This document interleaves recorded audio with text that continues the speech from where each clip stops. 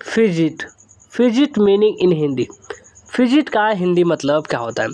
Fidget का मतलब होता है निर्धारण लक्ष्य या फिर आय व्यय पत्र भी इसे हम बोल सकते हैं। तो ये दोनों जो हिंदी निकलता है ये होता है फिजिट का हिंदी में अर्थ है।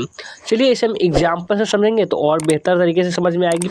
During matches he would fidget impatiently on the bench, the audience began to fidget and whisper. मैचों के दौरान वह बेंच पर बेचैनी से घबराता रहता था। दर्शक बेचैन होने लगे और फुसफुसाने लगे। तो ये हुआ फिजिट का हिंदी मतलब विथ एग्जाम्पल।